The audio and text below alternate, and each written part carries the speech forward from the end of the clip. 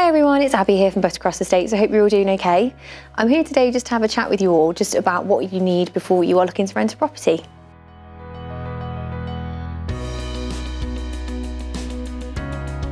So first up, I'm just going to go through with you what you're going to need for referencing, because if you have that in place, when you then find the right property, you're not going to have to try and find everything. So first up is going to be photo ID. Now, ideally that wants to be your passport, but if you don't have that, don't worry, you can give us your driving licence and birth certificate. And if you don't have that either, don't worry, just maybe give us a call before you start your search and we'll see what we can, find for you to use instead. Okay, so once you've sorted out your ID, you're going to then need to get contact details for your employer. So that needs to be professional, and by that I mean it needs to be something that's like hello@buttercrossestates.com, like ours, rather than something that's like @hotmail.com. And then we're also going to need a landline as well, because unfortunately we can't accept a mobile number because we don't know who it's linked to, basically. If you're self-employed, you will need to either give us contact details for your accountant, or if you haven't got an accountant, we're just going to need the last year's self-assessment.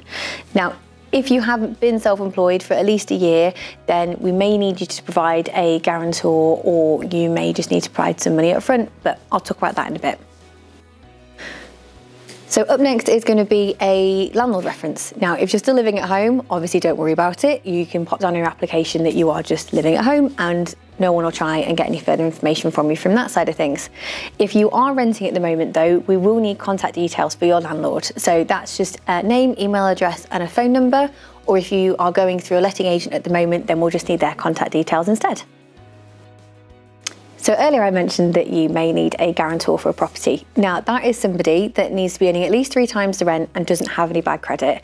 And also ideally is a homeowner, but don't worry if they're not, we can potentially work with that.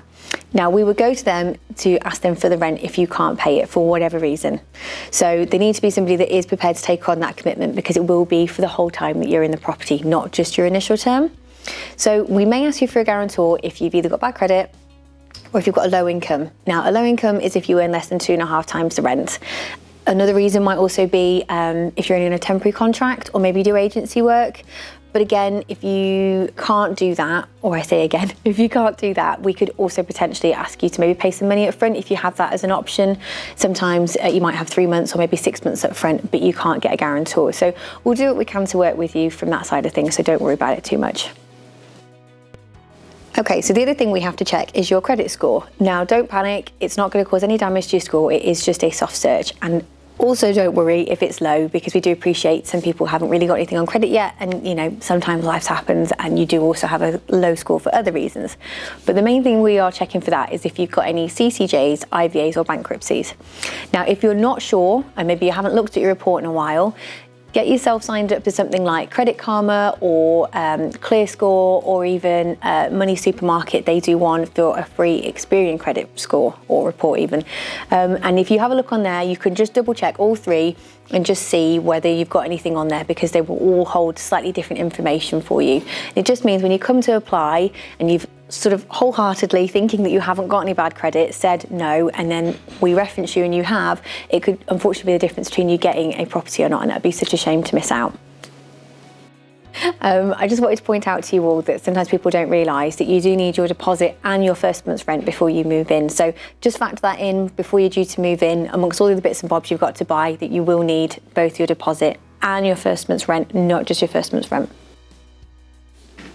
So last but not least, I thought we'd just have a quick chat about pets, because I know it is something that does come up quite a bit, and we are a pet-friendly office. We do encourage our landlords to accept pets. I go through it myself. I do rent with a dog, so I do appreciate it can be a little frustrating.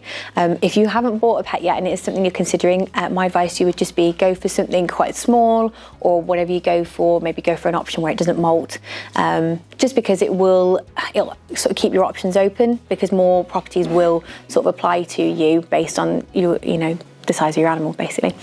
So with that, we tend to say to people, either you might have to pay a little bit of extra rent each month just to cover things, or we will come and do a property visit. So we'll just sort of come and see how you are looking after the house where you're at the moment. Obviously, we haven't been doing it for a little while because of COVID, but now things are getting a bit better. It is an option we can put in place, and it often reassures even landlords that actually the house is well kept and that the pet you have at home is being a good pet. So I hope that's been really useful for you all. If you do have any questions, just give us a call or drop us a message on Instagram or Facebook, and we'd be more than happy to give you a hand to hopefully help you find your next property. Take care.